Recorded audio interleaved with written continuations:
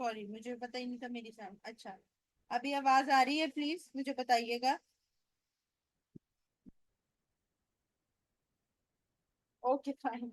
अच्छा जी, question number 61। The post syphilitic patient can not construct pupil on light with intact accommodation more suitable causes। Argyll Robertson pupil इसे कहा जाता है, जो कि सिफिलिस के पेशेंट्स में एक प्रॉब्लम होती है, जिसकी वजह से वो जो है वो प्यूपिल जो है वो कॉन्स्ट्रिक्ट नहीं कर पाते लाइट रिफ्लेक्स पे। इजी टू वे लर्न करने वाली हमारे पास दो बीमारियां ऐसी हैं जिनमें उनके दिल जो है वो मुनव्वर नहीं रहते, ठीक है, रोशनी से।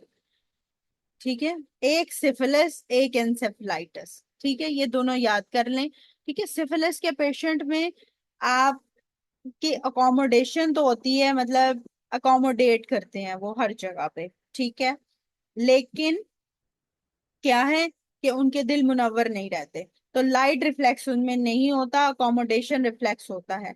सिफिलिस हो या एनसेफेलाइटिस हो, ठीक है, दोनों कंडीशंस में लाइट रिफ्लेक्स नहीं होता है, अकोमोडेशन रिफ्लेक्स होता है, ठीक है। और जो ये डिजीज होती है सिफिलिस के साथ, इसे कहा जाता है अर्गार्ट रॉबर्टसन प्यूपल, ठीक है, जिसके अंदर लाइट रिफ्लेक्स नहीं होगा लेकिन अकोमोडेशन रिफ्लेक्स होगा। अच्छा, अब आप लोगों में से कोई मुझे बता सकता है कि ऐसी कौन सी कॉज है जिसके अंदर अकोमोडेशन रिफ्लेक्स जो है वो नहीं होगा लेकिन लाइट रिफ्लेक्स होगा?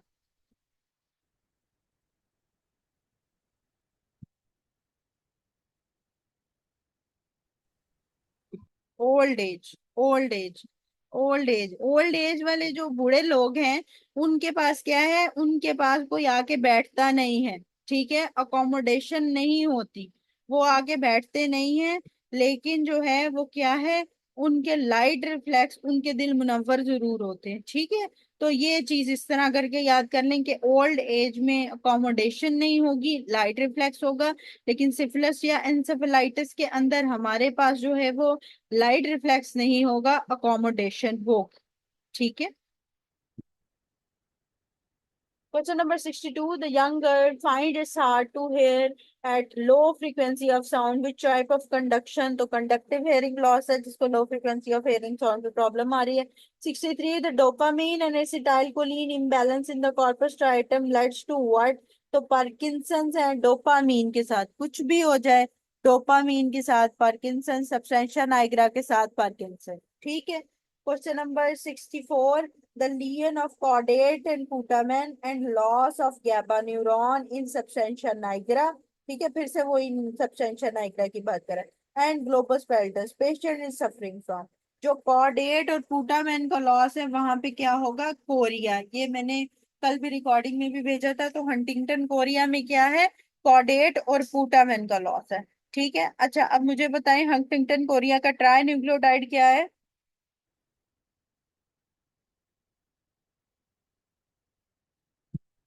हंटिंगटन को केज है, ठीक है, तो हंट करके क्या रखना है, चीजों को केज में रख लेना है, ठीक है। और ये क्या है, ऑटोसोमल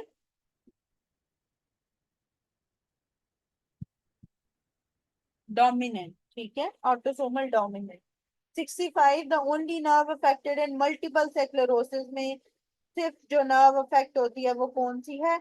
ऑप्टिक नर्व, क्योंकि ऑप्टिक नर्व क्या है, ऑप्टिक नर्व क्या करती है?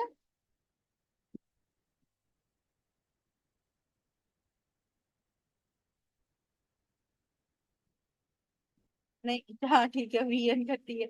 अच्छा, optic nerve is the only nerve that carries.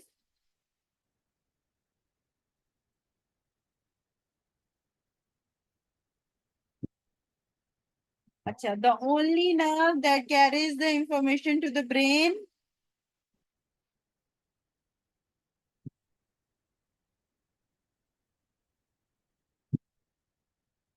efferent, हाँ। The only nerve that carries information to the brain is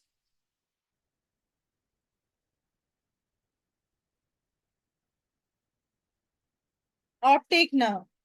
अच्छा, doctor Salman, the only nerve that doesn't rely in thalamus।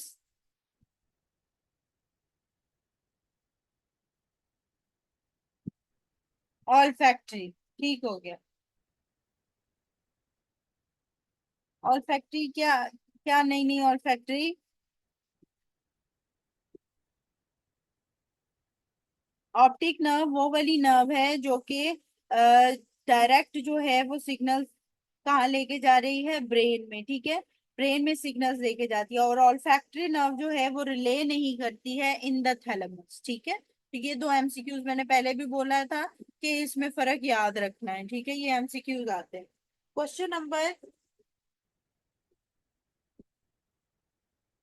66, the person is in prolonged coma, which one is involved? तो P से पेरिडक्टल grey matter, prolong coma के अंदर क्या है, peri एक्विडक्टल grey matter है। Deep coma के अंदर क्या है, न्यूक्लियस सेरुलस है, ठीक है। और परमानेंट कोमा के अंदर थैलेमस है, ठीक है। तो प्रोलॉन्ग के अंदर पेरी एक्विडक्टल एक लंबा लफ्ज है, ठीक है। प्रोलॉन्ग कॉमा के अंदर क्या है, पेरी एक्विडक्टल कॉमा, ठीक है। इतना लंबा लफ्ज है, लॉन्ग, ठीक है, ग्रे मैटर है। और जो डीप है उसके अंदर न्यूक्लियस है, nucleus deep down in the DNA उसके अंदर पड़ा होता है, ठीक है। डीप डाउन पड़ा होता है न्यूक्लियस, तो न्यूक्लियस सेलुलस जो है वो डीप कॉमा करेगा, ठीक है। और जो है हमारे पास परमानेंट कॉमा वो करेगा थैलेमस, ठीक है। Question number 67, the causative agent of meningitis in new born, तो कौन कौन से होते हैं, क्या है इसके अंदर, जेल, वेरी गुड, ठीक है। ग्रुप बी स्टेप्टोकोका है, ई कुला है, और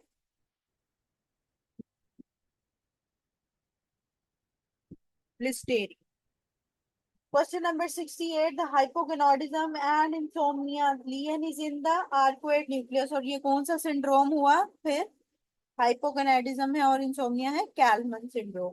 question number 71, which one decrease the blood supply in the brain, तो क्या होगा, हाइपरबैरिक ऑक्सीजन जो है वो ब्रेन की जो है वो ब्लड सप्लाई अफेक्ट करती है, कार्बन डाइऑक्साइड में फर्क करती है, इसकी वजह से blood supply of the brain भी अफेक्ट हो जाता है, ठीक है। 72, the main reason for the development of brain abscess क्या है, कि हेमेटोजेनस स्प्रेड हो सकता है इन्फेक्शन से, जैसे लंग एब्सेस जा सकती है ऊपर, ठीक है। तो hematogenous spread most common cause है। Question number 74, the patient has intractable long history of pain and has taken various painkillers. How do you treat the patient then? तो उसकी फिर साइकोलॉजिकल कॉग्निटिव ट्रीटमेंट करेंगे कि आप इतनी ट्रीटमेंट मेडिकेशंस जो है वो पेन किलर्स ना लें, ठीक है। बार दफा पेशेंट एडिक्टेड भी हो जाता है तो उसमें भी फिर ये कॉग्निटिव ट्रीटमेंट, ठीक है, psychological treatment. Question number 75, a patient presents with the only complaint of resting tremor, area of brain involved is, तो कौन सा ब्रेन इन्वॉल्व का एरिया होगा, सबस्टेंशिया नाइग्रा। रेस्टिंग ट्रेमर्स कौन सी डिजीज में होंगे फिर, पार्किंसन। पार्किंसन, पार्किंसन में। इंटेंशन ट्रेमर किस में होंगे, सेरिबेलम। सेरिबेलम में। और एसेंशियल ट्रेमर्स किस से ठीक होंगे, प्रोफेनोलोल। प्रोपो, बीटा ब्लॉकर। बीटा ब्लॉकर्स से, ठीक है। तो ये चीजें याद रखनी है, जो एसेंशियल ट्रेमर्स हैं उसके अंदर फैमिली हिस्ट्री आएगी, ठीक है, और वो उनसे ठीक हो रहे होंगे बीटा ब्लॉकर्स से। और और जो हमारे पास इंटेंशन ट्रेमर्स हैं, they are with the cerebellum. और जो हमारे पास रेस्टिंग ट्रेमर्स हैं, they are with the Parkinson, ठीक। Question number 78, infectious mononucleosis involve क्या करता है, एक्टिवेटेड टी सेल्स, और इन्फेक्ट कौन से होते हैं, बी सेल्स, ठीक है, ये याद रखना है। इन्वॉल्वमेंट एक्टिवेटेड टी सेल्स की होती है, लेकिन इन्फेक्टेड कौन से होते हैं, बी सेल्स होते हैं, ठीक है। डैमेज होते हैं, बी सेल्स होते हैं, ठीक है। Question number 79, the infectious mononucleosis is diagnosis by the monospot test and anti sheep antibodies, यहाँ पे उसने ई और बी लिखा हुआ है, कोल्ड एग्लूटिनिन टेस्ट, ठीक है। तो हेट्रोफिल एंटीबॉडी टेस्ट लिखा हुआ हो या मोनोस्पॉट टेस्ट लिखा हुआ हो, ठीक है। तो मोनोस्पॉट टेस्ट, इधर हेट्रोफिल एंटीबॉडी टेस्ट नहीं लिखा हुआ तो मोनोस्पॉट टेस्ट को प्रेफर करें। Question number 80, the third cranial nerve involve is what, तो ब्रेन हर्निएशन के अंदर जो है वो थर्ड क्रेनियल नर्व इन्वॉल्व होगी, क्योंकि third cranial nerve mid brain का पार्ट है।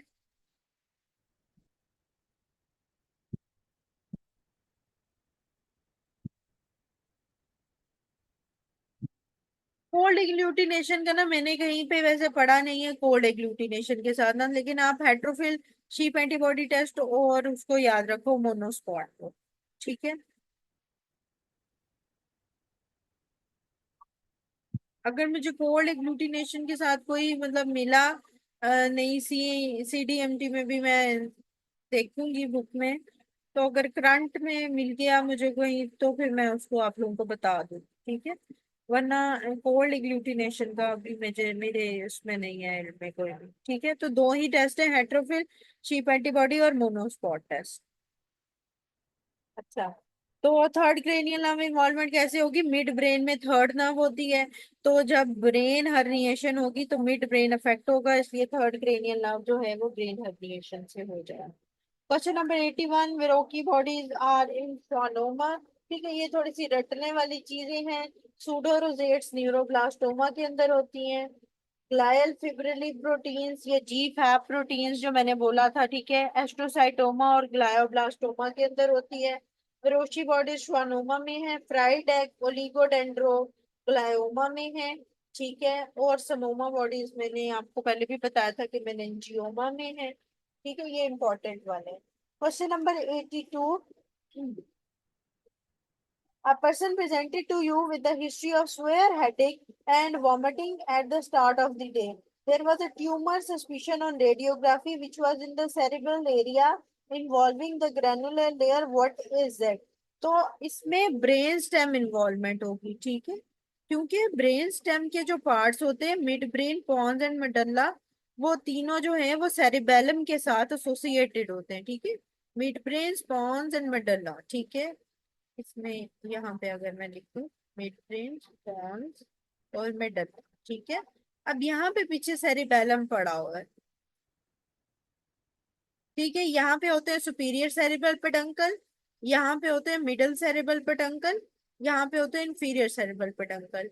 ठीक है, सेरिबेलम के कनेक्शन के लिए। तो इसलिए मेडलोब्लास्टोमा की वजह से जो है वो सेरिबेलम इन्वॉल्वमेंट आएगी। Question number 83. In the post-epileptic patient, time taken from fits to normal state उसे पोस्ट इक्टल स्टेट कहते हैं, जिसके अंदर जो है वो सीयर्स के बाद वो नॉर्मल स्टेट में आ रहा होता है। और पोस्ट इक्टल स्टेट में जो है अगर ट्रू फिट होगा या टॉनिक क्लोनिक फिट होगा तो उसके अंदर उसको कुछ भी याद नहीं रहेगा।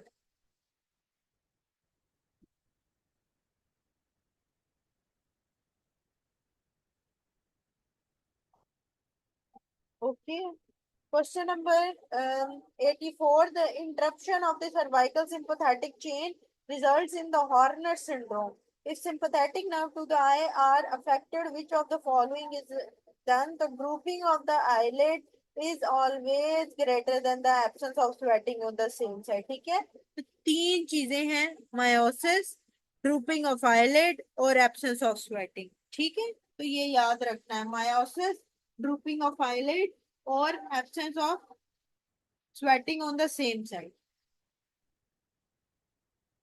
Question number 85. The lady heard his husband saying that the neighbor love her but do not confess, which further proves that his secret love. The lady tried to contract the neighbor but he refused, which makes her sad. She refused, वैसे होना चाहिए था, he refused का क्या मतलब? She is preoccupied with this thought and sometimes get confused, तो ये delusion है। वो बना रही है, वो सोच रही है, वो एक चीज है नहीं, लेकिन उसको जो है वो डिल्यूजन जो है वो क्रिएट कर रही है अपनी माइंड में। ठीक है, उसने कांटेक्ट भी करने की कोशिश की लेकिन नेबर ने कांटेक्ट नहीं की। अब वो क्योंकि कांटेक्ट में थी ही नहीं तो उसने कांटेक्ट क्यों ही करना, उसने कहा मैं क्यों उसका फोन उठाऊं भाई। ये क्या बात हुई? ठीक है, तो वो डिल्यूजन में जो है। Question number 89। The malignant hyperthermia receptors कौन से होते हैं? रायनोडिन रिसेप्टर्स होते हैं। ठीक है। Question number 91। अच्छा, मेलिग्नेंट हाइपरथर्मिया होता किससे है? कुछ तो होगा। हो सकता है कुछ हो, बस इन्होंने वो ये आतिफ अफजल साहब ने जो बनाई है ये बुक, अगर डबल ए तो हो सकता है उनको लगा और डिलीवरी है। Halothane and succinylcholine. Okay, very good. ठीक है, मेलिग्नेंट हाइपोथर्मिया में कैल्शियम रेयानोडिन रिसेप्टर्स इन्वॉल्व होते हैं। ऑइन कौन सा होता है? कैल्शियम ऑइन होता है, और इसके अलावा हेलोथेन और सक्सेनाइल कोलिन की वजह से होता है ये। ठीक है। Question number 91, the patient after history of stroke develop the brain necrosis and ischaemia. तो कौन सा ये नेक्रोसिस होगा? ब्रेन के अंदर हमेशा लिक्विफेक्टिव नेक्रोसिस होता है।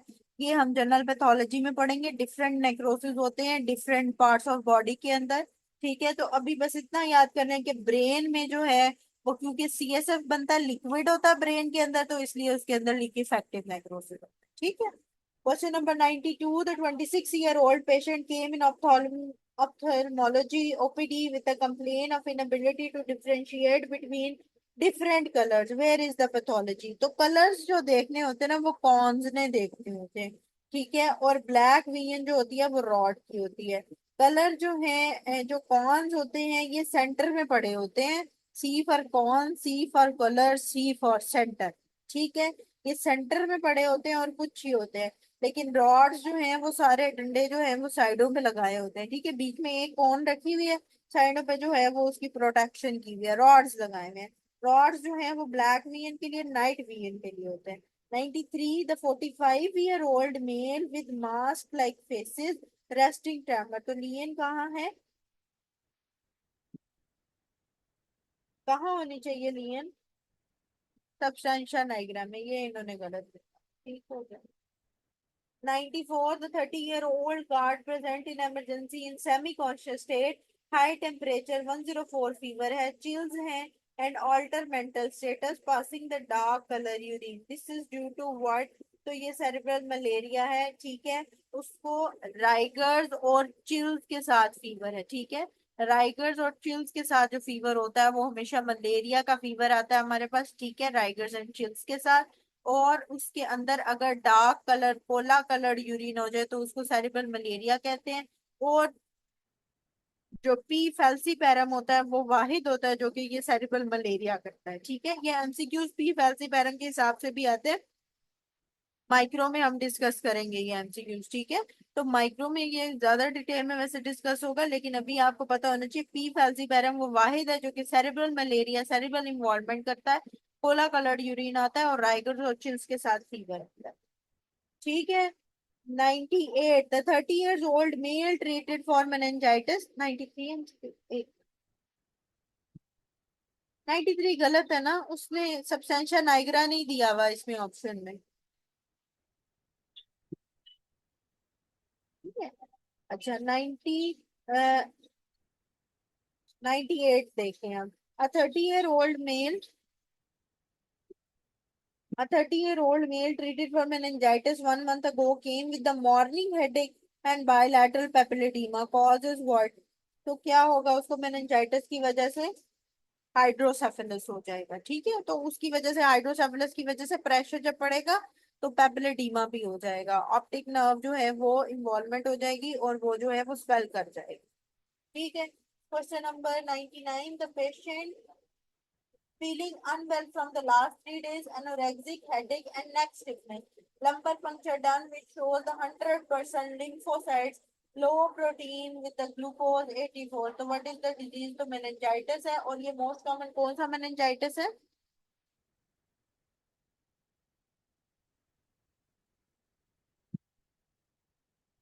यस, क्योंकि इसमें प्रोटीन बेशक कम है लेकिन ग्लूकोज ज्यादा है। ग्लूकोज को कम होता है तो फिर कौन सा हम कहते हैं?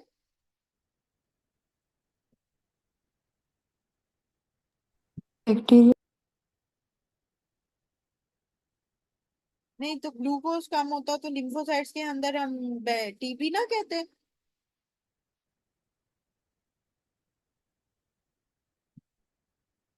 ठीक है, ओके। टीबी।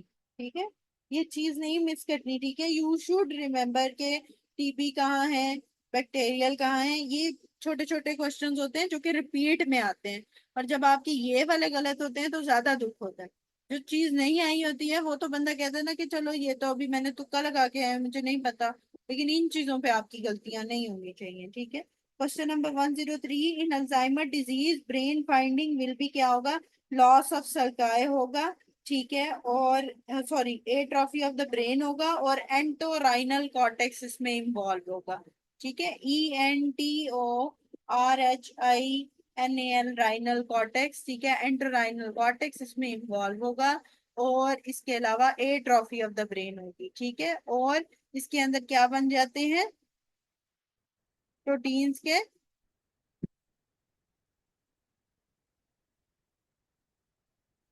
टैंगल्स बन जाते हैं, न्यूरोफिब्रिली टैंगल्स उन्हें कहा जाता है।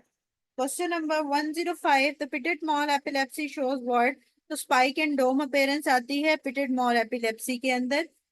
और इसे एब्सेंस ईयर्स भी कहा जाता है, ठीक है। Question number 106, the regarding pituitary gland true is what. तो कॉजेज द जंक्शनल स्कोटोमा, इसलिए क्योंकि ये सुपीरियरली जो है वो ऑप्टिक क्यास्मा को भी ब्लॉक कर देती है। 107, the policeman was sent to you because his urine has some opioid and other drug found, what be will his response। तो जाहिर है पुलिसमैन जो आपको मिलेगा जिसने कोई ड्रिंक किया हुआ है, तो वो डिनाइल की कंडीशन में चला जाएगा, वो तो मानेगा नहीं, वो तो कहेगा मैंने तो नहीं पी हुई, ठीक है। 109, the myasthenia gravis most initial test कौन सा होगा, यहाँ पे हमारे पास टेंसिलॉन टेस्ट, ठीक है। एड्रोफोनियम टेस्ट जो है वो टेंसिलॉन टेस्ट हम कर सकते हैं इनिशियली, ठीक है, वो हम देते हैं, उससे अगर इंप्रूवमेंट आती है तो हमें पता चल जाता है कि ये माइस्थीनिया ग्रेविस है, ठीक है। तो एड्रोफोनियम या टेंसिलॉन टेस्ट इनिशियली करेंगे, बेस्ट टेस्ट ईएमजी करेंगे, ठीक है। और बेस्ट डायग्नोस्टिक जो है वो हमारे पास यही है, ईएमजी, ठीक है। इसके बाद क्या है हमारे पास, 111, the child walks during the sleep. Sleep तो इसके अंदर इसको हम सोमेनबुलिज्म कहते हैं, कौन सी स्लीप में होता है ये,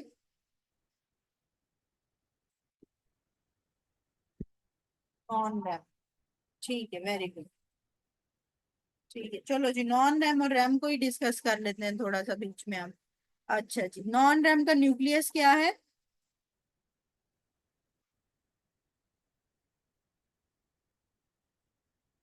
ठीक है। और न्यूरोट्रांसमीटर क्या है, ठीक है। रैम का न्यूक्लियस क्या है,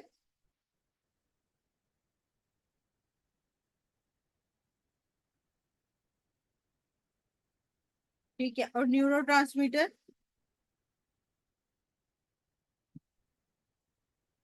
ठीक है, ओके फाइन। अच्छा, और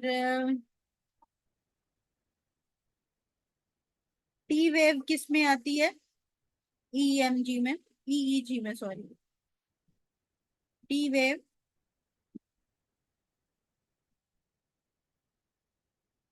एन, वेरी गुड, ठीक है। और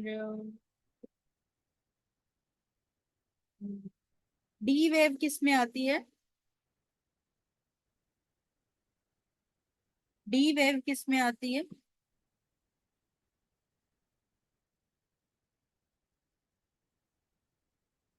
ठीक है, ओके। नॉन रैम के N3 and 4 के अंदर, ठीक है। और बी वेव हमारे पास आ रही होती है किसके अंदर, बी वेव किस में आ रही होती है, दो चीजों में आती है, बी वेव्स रैम में, ठीक है, रैम स्लीप में आ रही होती है, और वेक आइज ओपन के अंदर, ठीक है, वेरी गुड। तो ये 115 वाला एमसीक्यू, जिसको कोई कंफ्यूजन हो माइस्थीनिया ग्रेविस के साथ, तो ये याद रखना है। एंटीबॉडीज अगेंस्ट आपको पोस्ट सिनैप्टिक चैनल्स में मिलेंगी। डायग्नोस्टिक टेस्ट हमारे पास हो सकता है एसिटाइलकोलिन रिसेप्टर एंटीबॉडीज, लेकिन मोस्ट एक्यूरेट या कंफर्मेटरी या गोल्ड स्टैंडर्ड अगर वो बात कर ले तो ईएमजी है। इनिशियली आप क्या करेंगे, इनिशियली आप जो है वो टेंसिलॉन टेस्ट करेंगे, ठीक है। फिर इनिशियल ड्रग कौन सी देनी है, नियोस्टिकमीन देनी है। उसके बाद कौन सी देनी है, पायरिडोस्टिकमीन फॉर द मेंटेनेंस। ये चीजें याद कर लें, ठीक है। नहीं, initially Tensilon test, initial Tensilon test है, ठीक है। डायग्नोस्टिक एसिटाइलकोलिन एंटीबॉडीज हो सकता है, लेकिन most accurate, accurate, gold standard, confirmatory, ठीक है, ईएमजी। इनिशियल टेंसिलॉन टेस्ट, फौरन आएगा तो आप जाहिर है एंटीबॉडीज तो नहीं ना फौरन फौरन करवा लेंगे, ठीक है, एड्रोफोनियम आपके पास पड़ी होगी, आप लगाएंगे, आप चेक करेंगे, चलो जी उसका लिट एलिवेट हो गया, टोसिस बेटर हो गया, पेशेंट के सिम्टम्स बेटर हो गए, तो क्या हुआ कि आपको पता चल गया ये माइस्थीनिया ग्रेविस हो सकता है। ठीक है, लेकिन आप अभी कंफर्म नहीं है। ठीक है, तो आप डायग्नोस्टिक एसिटाइलकोलिन एंटीबॉडीज करा लें, या आपके पास मोडेलिटी है तो आप ईएमजी की तरफ चले जाएं। ठीक है ना। Question number 116. A patient with a ptosis and mydriasis likely due to is what? तो टोसिस और मिड्रियासिस होगी तो थर्ड नर्व पाल्सी, टोसिस और मायोसिस होगी तो हॉर्नर सिंड्रोम। ठीक है, और टोसिस और नॉर्मल प्यूपिल है तो myasthenia gravis. Question number 118. After thoracolumbar outflow cut which one affected, तो ब्लड वेसल्स जो हैं वो अफेक्ट हो जाती हैं। ठीक है, क्यों अफेक्ट होती हैं ब्लड वेसल्स? थोरैकोलम्बर आउटफ्लो में कौन सा आउटफ्लो जा रहा होता है?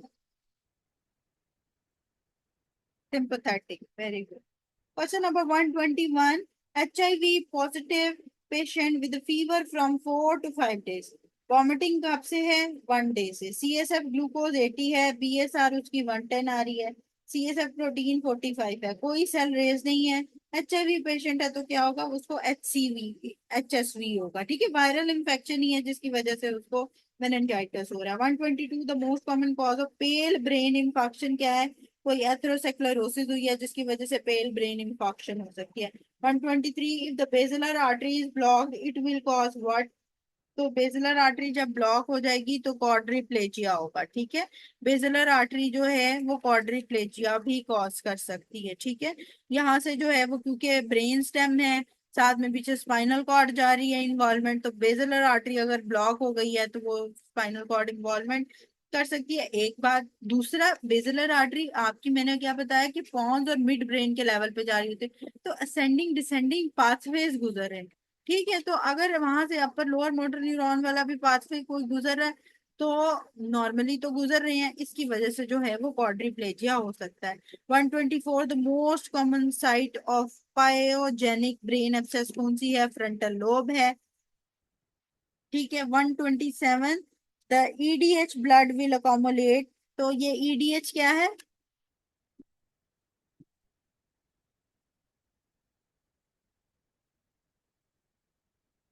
एक्स्ट्रा ड्यूरल हीमाटोमा, तो ड्यूरा और कलवेरिया के दरमियान जो है वो अकोमोलेट हो जाएगा। Question number 133. The lesion at hippocampus result in the loss of new memory. ठीक है, और एक होती है रेट्रोग्रेड मेमोरी। ठीक है, जो पुरानी है।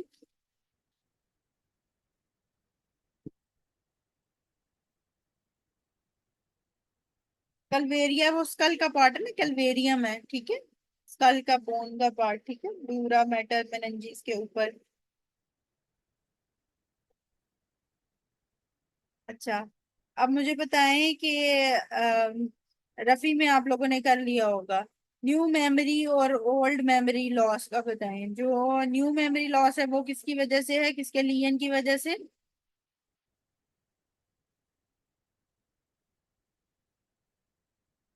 और ओल्ड मेमोरी लॉस किसकी वजह से है? सीक्वेंस बताना ओल्ड मेमोरी का।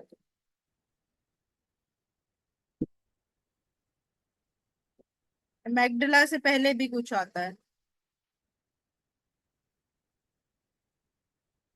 नहीं किया अभी? चलें जी, हो जाएगा फिर। ठीक है, तो loss of long term memory ये करके मुझे बताना है। ठीक है, रफी में जब आप लोग कर लेंगे, ठीक है, चलो कोई नहीं। ठीक है, ये मुझे बताना है इसका सीक्वेंस। नहीं, कॉर्पस नहीं। नियर बाय है लेकिन कंप्लीट एक वर्ड इसका बोले। मैगडला एक अच्छी ऑप्शन है, लेकिन इससे पहले हम एक चीज को प्रेफर करते हैं।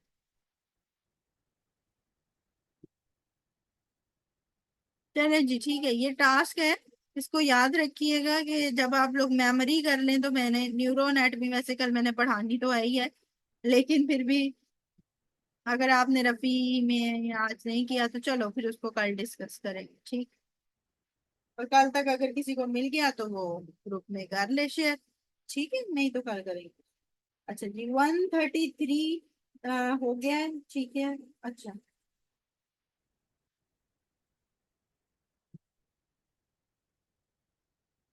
137, the patient with resting tremor stop posture shuffling gait. Lesion कहाँ है यहाँ पे? मिड ब्रेन, क्योंकि सबस्टेंशिया नाइग्रा जो है वो मिड ब्रेन के अंदर है।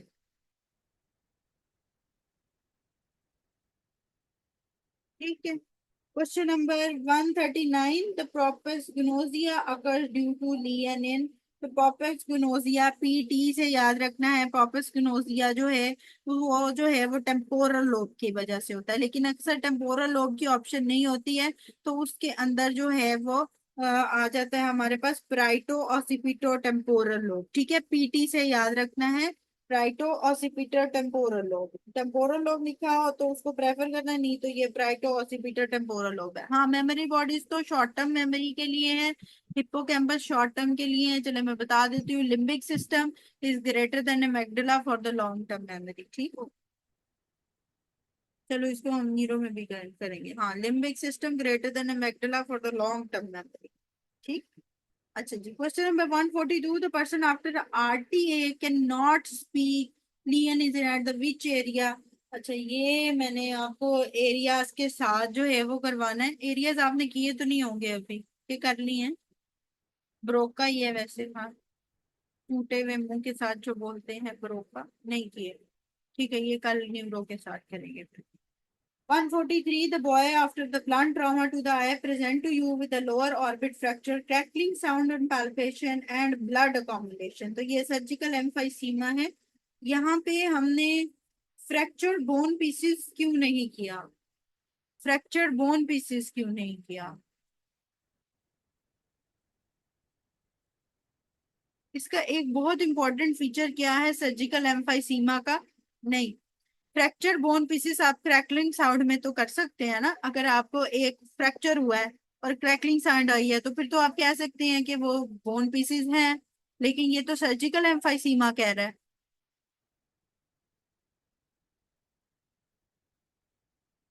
ठीक है, तो याद रखना है कि अगर उसने ब्लड अकोमुलेशन की बात कर दी है तो वो सर्जिकल एम्फाइसीमा है। ये सर्जिकल एम्फाइसीमा का एक फीचर है। ठीक है, ब्लड अकोमुलेट हो जाता है। क्रैकलिंग साउंड आपको फ्रैक्चर्ड बोन में मिलती है, लेकिन अगर ब्लड अकोमुलेट हो गया उसको सर्जिकल एम्फाइसीमा कहें। ठीक है। Question number 144, the patient having the xerostomia likely nucleus is involved in. तो जीरोस्टोमिया के अंदर क्या होता है? ड्राई आईज, ठीक है, ड्राई माउथ मेनली। ठीक है, ड्राई माउथ। तो उसमें स्क्वीरस लाइवरी न्यूक्लियस है, स्लाइवेटरी न्यूक्लियस है। उसमें एयर ट्रैप्ड भी होता है, ब्लड भी आता है। ठीक है, एम्फाइसीमा के साथ एसोसिएटेड होता है ना, उसमें ब्लड भी आएगा।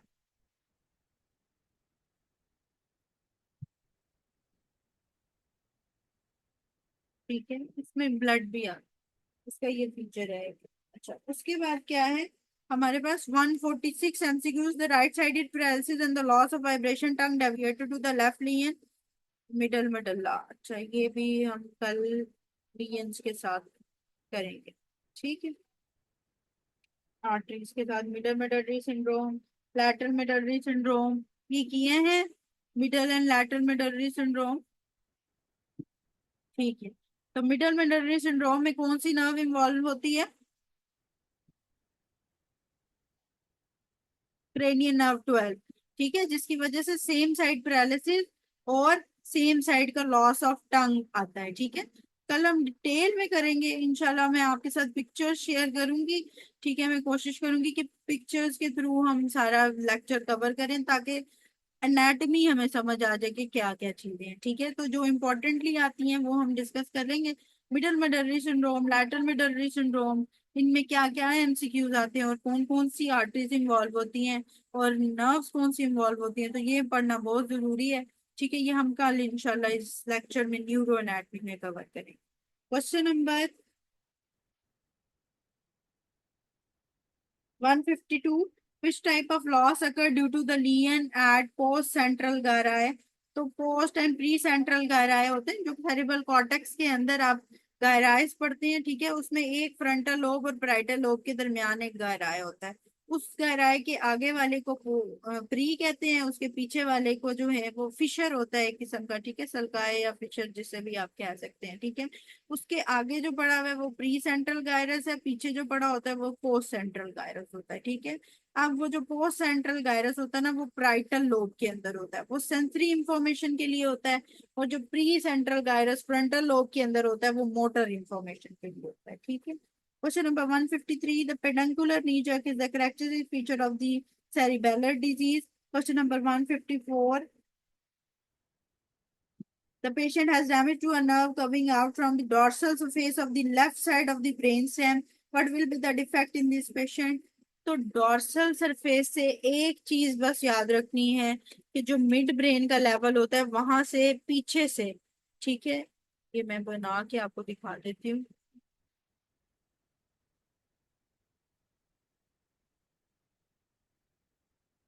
ये जो मिड ब्रेन है ना, ठीक है, ये इसकी पोस्टीरियर सरफेस है, ठीक है। यहाँ के पीछे से जो है ना ये ट्रॉक्लियर नर्व निकलती है। Trochlear nerve is the only nerve जो कि dorsal surface of the brain से आती है, ठीक है। पोस्टीरियर सरफेस कह सकते हो, डॉर्सल सरफेस कह सकते हो, जो भी को, ठीक है। ट्रॉक्लियर नर्व जो क्रेनियल नर्व हमारे पास फोर है, that is the only nerve जो कि dorsal surface of the brain से, ये ब्रेन स्टेम से निकलती है, ठीक है। तो जब भी वो बात करें कि dorsal surface of the left side of the brain stem और नर्व जो है वो उधर से आ रही थी, तो ये left side of loss of intorsion है। अब ट्रॉक्लियर नर्व क्या करती है? ट्रॉक्लियर नर्व जो है वो सुपीरियर ओब्लीक मसल को सप्लाई करती है, वो हम क्या पढ़ते थे, SO4 LR। LR क्या होता है? LR6 और बाकी सारे O3, ठीक है। बाकी सब क्या है? ओक्यूलोमोटर्स, ठीक है। तो सुपीरियर ओब्लीक ने क्या कराना होता है, इंटॉर्गियन करा के रखनी होती है, ठीक है। अंदर की तरफ रखता है, इंटॉर्गियन करा के रखता है, ठीक है। ये होता ऊपर है लेकिन नीचे और अंदर की तरफ चीज को रखता है, ठीक है, इंटॉर्गियन करा के रखता है। तो जब सुपीरियर ओब्लीक की नर्व लॉस होगी, ट्रॉक्लियर नर्व, तो इंटॉर्गियन लॉस हो जाएगा, ठीक है। और डॉर्सम पे सिर्फ ये ट्रॉक्लियर नर्व निकलती है और कोई भी नर्व नहीं होती जो कि डॉर्सम ऑफ द ये ब्रेन स्टेम से निकले, ठीक है। तो ये चीज याद रखती है।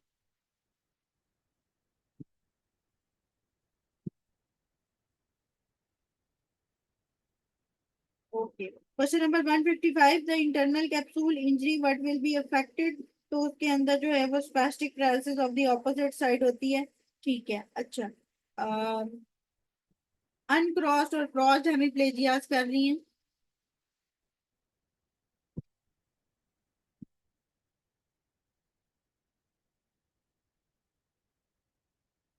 रफी में की है, ठीक है। तो किस में होता है अनक्रॉस्ड हेमिप्लेजिया?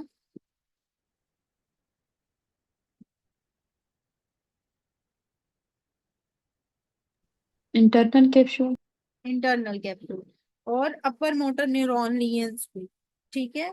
अब यहाँ पे ना आप लोगों का एक सवाल बनना चाहिए था रफी में कि अपर मोटर न्यूरॉन तो आके नीचे जो है वो डीकसेट करके साइड पे हो जाते हैं, तो इसमें अनक्रॉस्ड हेमिप्लेजिया कैसे है? ये हमारे पास इंटरनल कैप्सूल का एरिया है, सोचा था। ठीक, ठीक है, ये कॉर्टेक्स है, ठीक है, सेरिब्रल कॉर्टेक्स, ये इंटरनल कैप्सूल का एरिया है, ठीक है। जो इंटरनल कैप्सूल के एरिया पे अपर मोटर न्यूरॉन लीजन्स है ना, ये यहाँ पे अनक्रॉस्ड, ठीक है। इसलिए अनक्रॉस्ड हेमिप्लेजिया में इस लेवल पे, हाँ, क्रॉस होने से पहले